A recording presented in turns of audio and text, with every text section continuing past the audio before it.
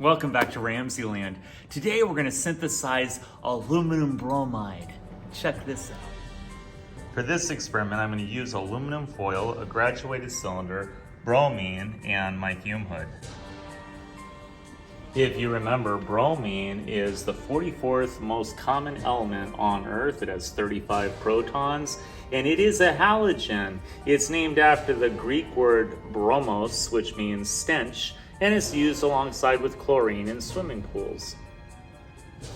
The first step in this investigation is to tear off a piece of aluminum foil that can be wadded up into an aluminum stick that will fit all the way down in your graduated cylinder.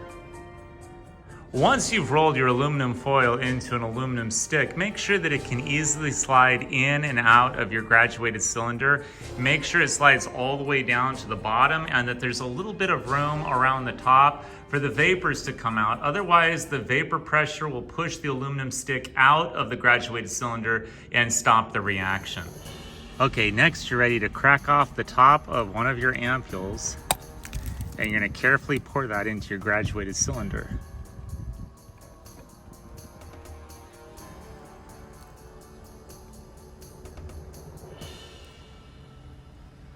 And now you've got enough bromine in your graduated cylinder to add your aluminum.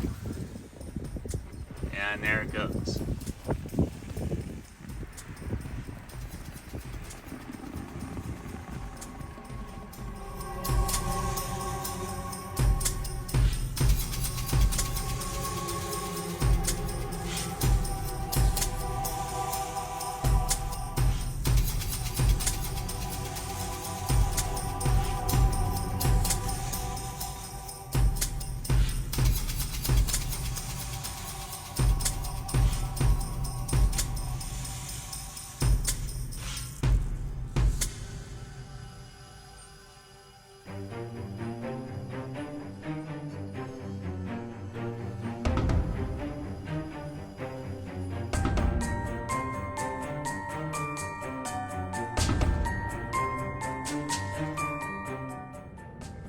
Okay, so here's our product, aluminum bromide, whose chemical formula is AlBr3.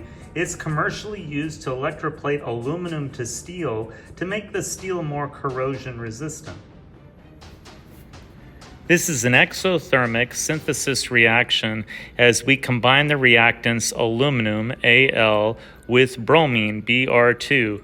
Aluminum is a solid, bromine is a liquid at room temperature. When they combine, they create the product aluminum bromide, AlBr3.